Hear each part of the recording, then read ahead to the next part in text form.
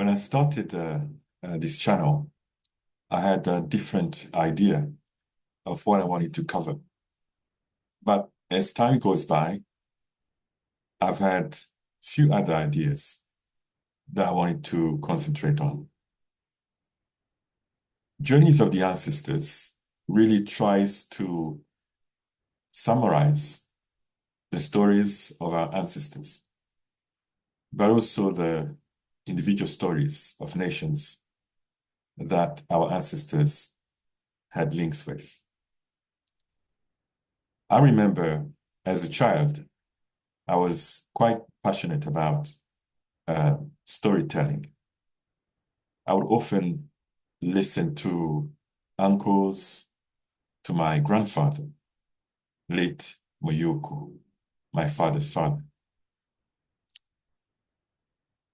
Of course, there was always the other side of storytelling, which was mainly in movies that we watched.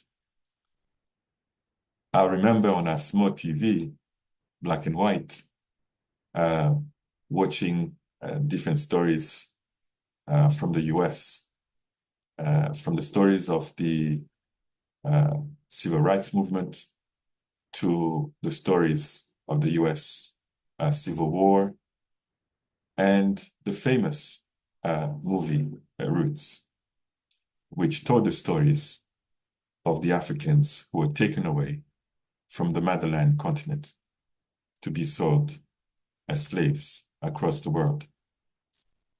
I remember as if it was yesterday, being glued on the TV and listening to the story of Kunta Kinte, the West African who was captured from his village and refused to change his name when he landed in the Americas. Up to that time, I never really realized that I had any links to those people. Because from the stories that we've heard from historians, most of our cultures tell stories from father to son, from grandparents to their grandchildren. We rely heavily on oral tradition to tell our stories. So I remember very much those stories of Africans captured. And of course, for me, the journey of DNA testing that started in 2019 really opened my eyes to a hidden story of my ancestors, which we did not cover in the schools where I was born. Of course, I've been almost obsessed with the theme of uncovering hidden stories, hidden histories, and of course, also try to deconstruct the stories of our ancestors, which was written by colonial powers and other explorers. Thanks to technology nowadays, we're able now just to unzip a lot of histories that we're not familiar with. So I'm very glad that from 2019, I've been able to do an almost detective kind of work in trying to trace our family tree. And today, of course, I've decided to finally compile all that I've uncovered in one piece of a video to hopefully tell my child and their ancestors who basically were not even given the whole stories, but we hope that for generations to come, they can go back to the digital format of our history that we are compiling together so that they know their story. If one does not know his past, he will never appreciate today, and he will take for granted a future they can build. So I hope that by combining this history, not only our family, but also people in general realize that we are all interconnected. No matter the borders of the country where you're born, you have a history and a story that you've not covered. So today I've decided to talk about my paternal lineage, and one of the videos that I did, I covered my maternal lineage. So today I've decided just to do the side of my father. So without any further ado, I'll just start by, first of all, pay tribute to my father, late Professor Joseph Katihabwa, who sadly did not get to sit with me and uncover all the histories I've been able to find on his family tree. I was quite amazed that he had started just to build a family tree on one of the websites where I've been basically combining all the family trees that I've been able to map out. I realized that he had started to build the family tree years and years before he passed away. And I'm very glad that I was able to actually go further and also add his maternal lineage family tree. So my father's name was, as I said, Professor Joseph Katihabwa. He was born in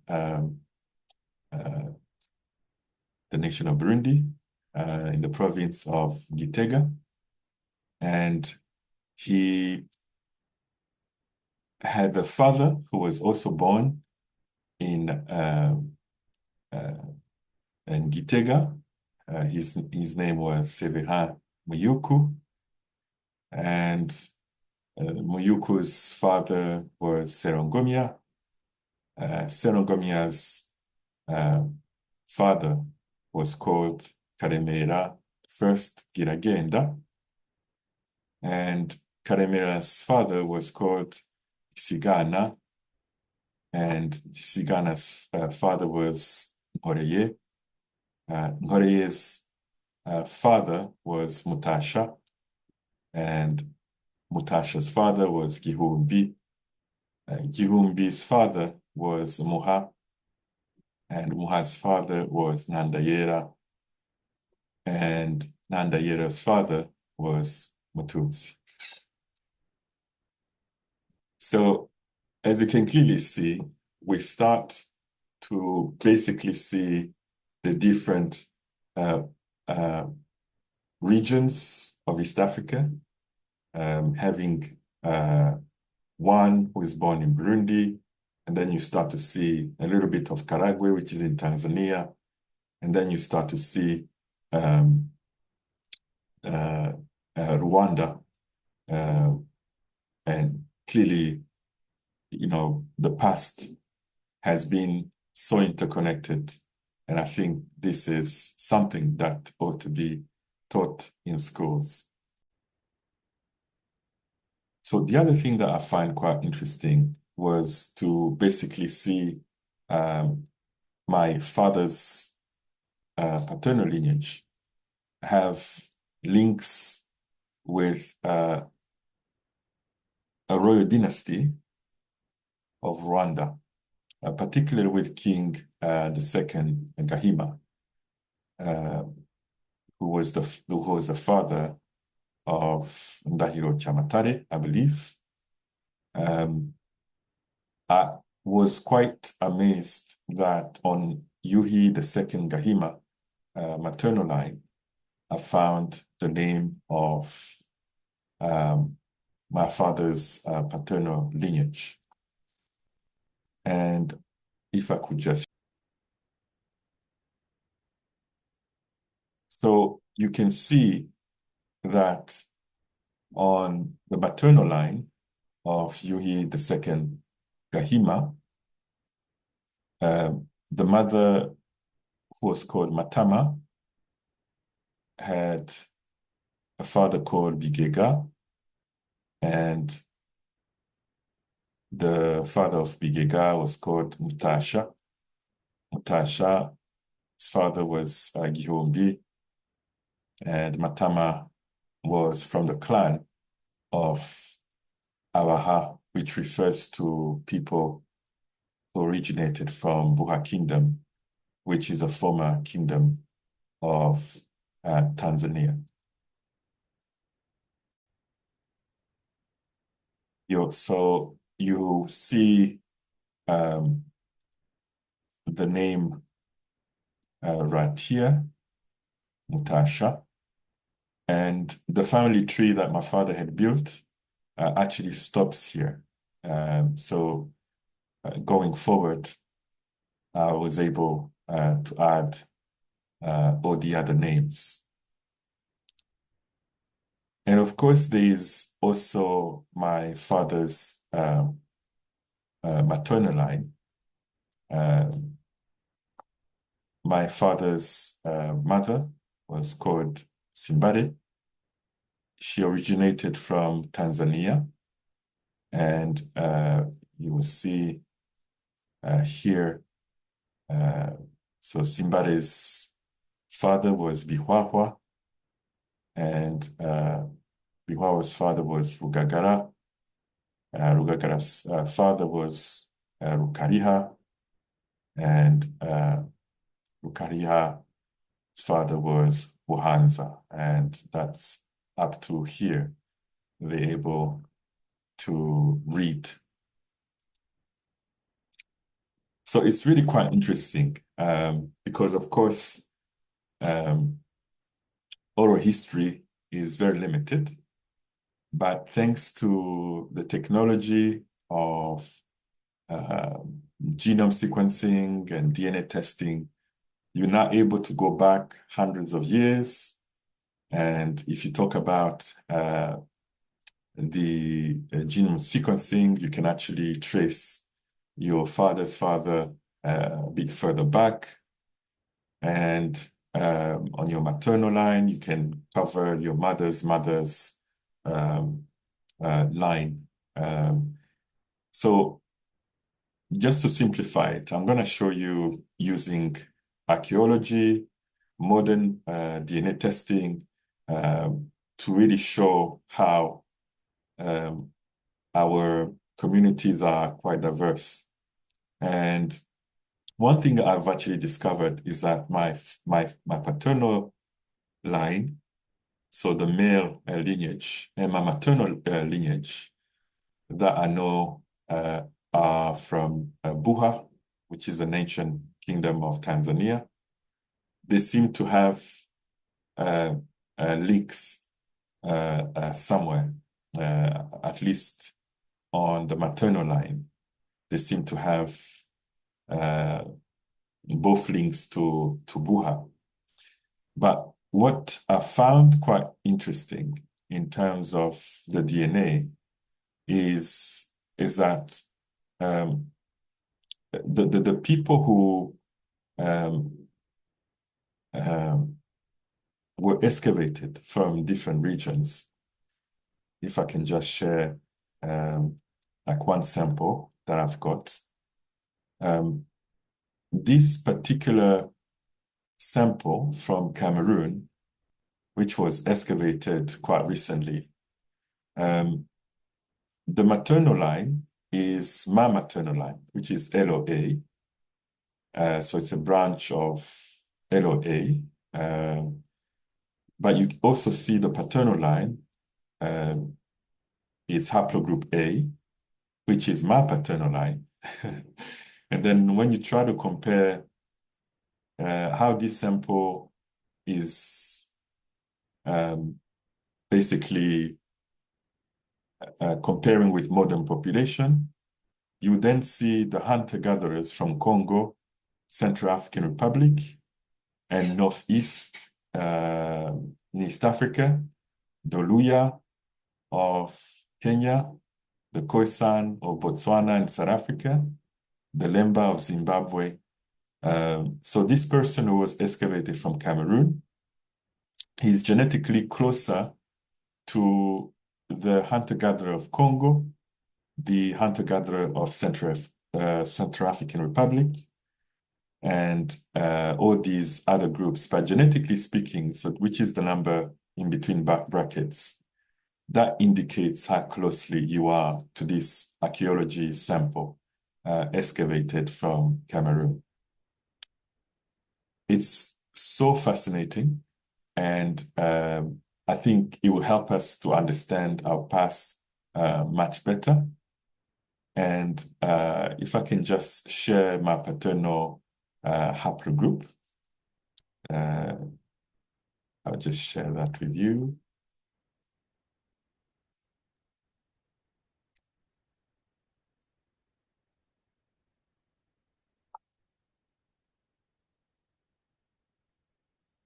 So you can see that my paternal lineage, it's known as the haplogroup. So my paternal haplogroup is traced to a male ancestor in East Africa about 275,000 years ago, which is one of the oldest lineages, at least in terms of paternal lineage. And my one will be known as A1B1 M118. And you can clearly see that they were branching off to the rest of the African continent and the world. And I'll show you how it just emerges into other regions. So you can clearly see my ancestor, haplogroup A, is somewhere just around here. And then they start to branch off to the rest of Africa and beyond. And then after that, you will start to see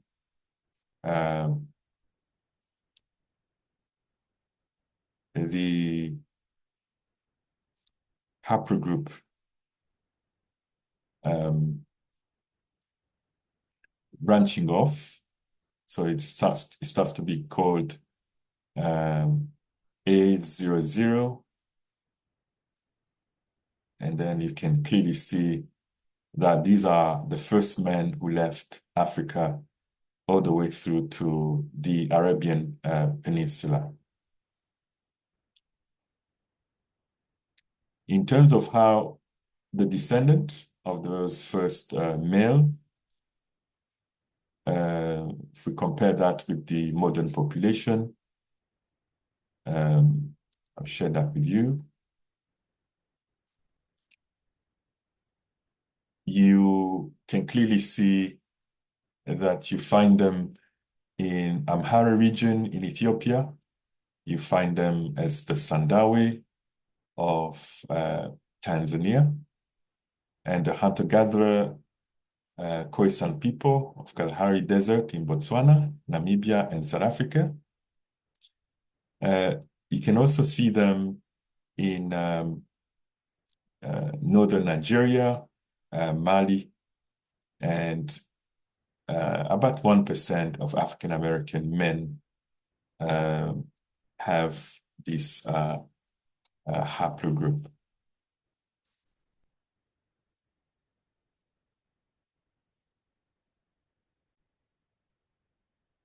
So in terms of how the male ancestry has emerged, you can also see how the male migration and also the different regions, how it has evolved. I am haplogroup A, so which is literally around the start. So my one is A1B1. so which will be just somewhere around here.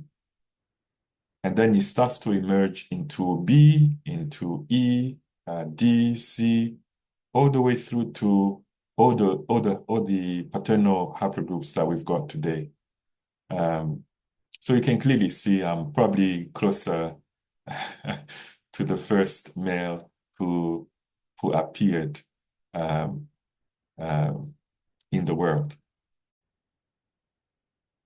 So there is also another African American couple who started genome sequencing, helping African Americans discover their roots. The company is called African Ancestry.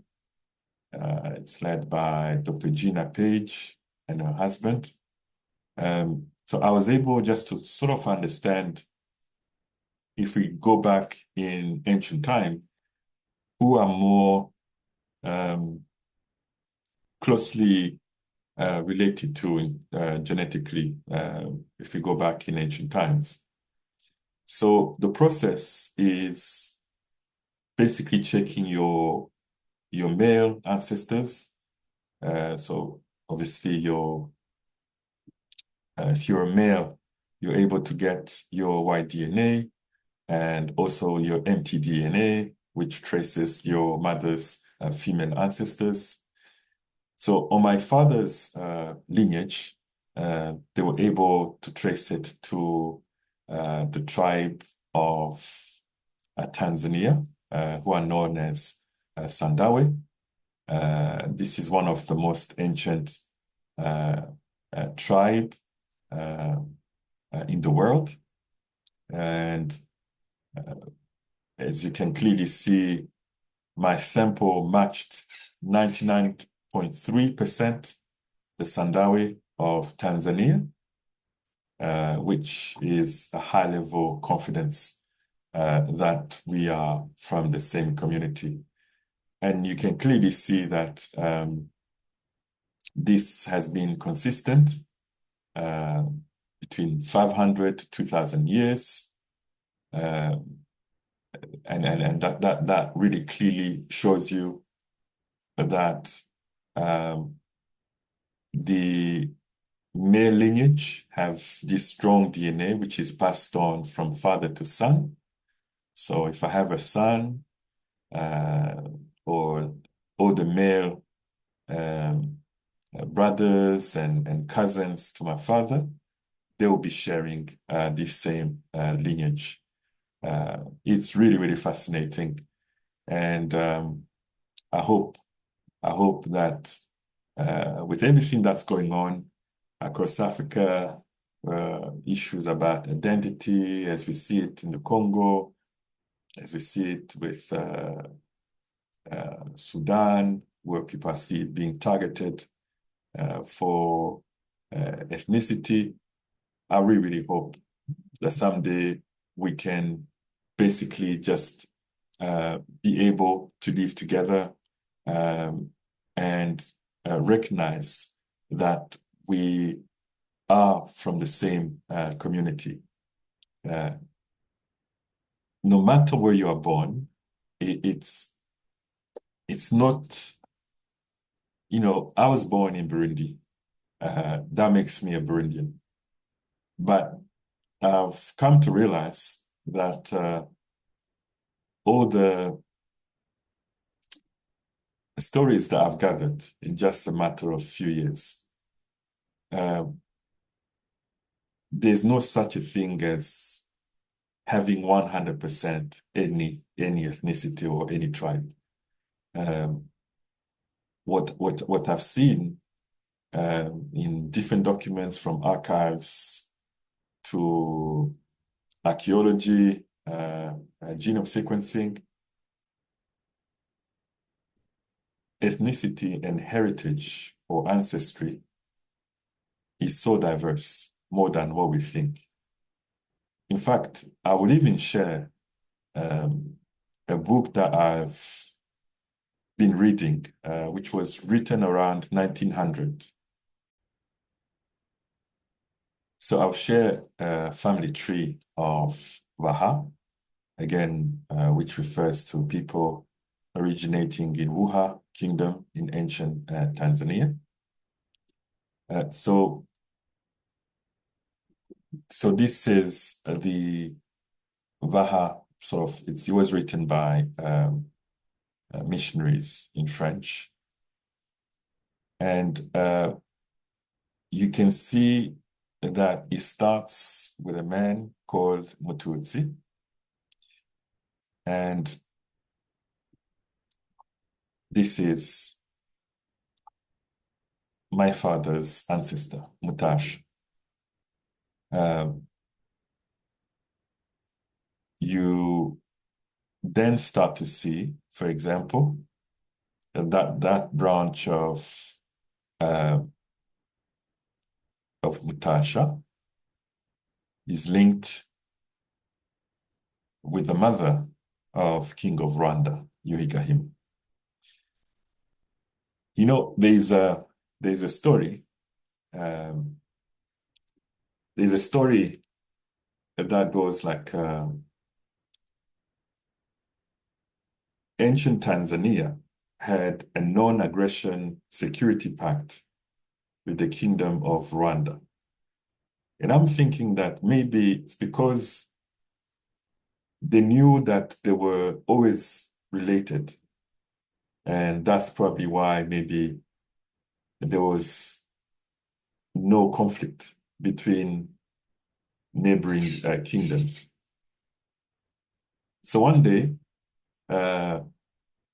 when Yuhi II Gahima died, his son took over, Ndahiro Kyamatare, which was opposed by his brothers.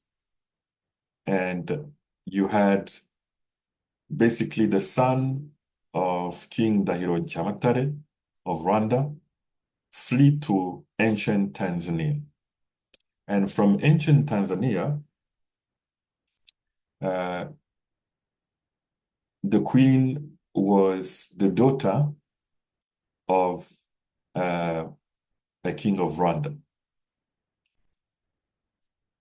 So this young son, Ruganzu, the second Dori, returned back with fighters, and it is claimed that some of my ancestors were part of that group that moved with that king's son to Rwanda to reconquer the kingdom. And when he reconquers the kingdom, the uncles flee to Congo. They were descendant of King Dahiro's brother Byinshi. And it is through this process as well that you see one of the ancient kingdom destroyed, the kingdom of Bungwe, which is my maternal lineage, my mother's mother. A kingdom apparently which was founded by a king called Gwamba. So the descendant of Gwamba are known as Bene Gwamba. So there's a lot of stories that clearly show that people were always interconnected. As far as the territories of Zambia, we found families. As far as Botswana, we found families. It's really, really important that we pay less attention to colonial borders that we have today. Because whether we like it or not, of course, siblings always fight. But our fight should never be based on the fact that one's ancestry or heritage is questioned based on language, based on borders. We are all interconnected. And it is my hope that one day we will have a generation, hopefully the younger one, behind me, who would take time to study the history properly and conclude whether we are not connected. Because if we build an African continent together, we are much, much stronger. We are much, much, much stronger. We will save the sons and daughters of Africa. I will say it and repeat it. The pasture is not greener beyond the borders of the motherland. In fact, I even believe that even those who are non-Africans, they will all find that Africa is the future promised land. So while solving conflicts between people, let's try to find a way that we educate, that we reform the curriculum, and that further studies are conducted. There are populations that have not been DNA tested yet. Let's do this research with the goal to unite the people of the motherland. I hope that one day we'll witness that unity, that fire of connecting with one another, brought back, because we should be like that Kunta Kinte. We must always acknowledge who we are, and we must never accept for anyone to tell us who we are. It is us to tell our story, and it is our responsibility that our children and their descendants know who they are and who were the ancestors and a future we wish them to build.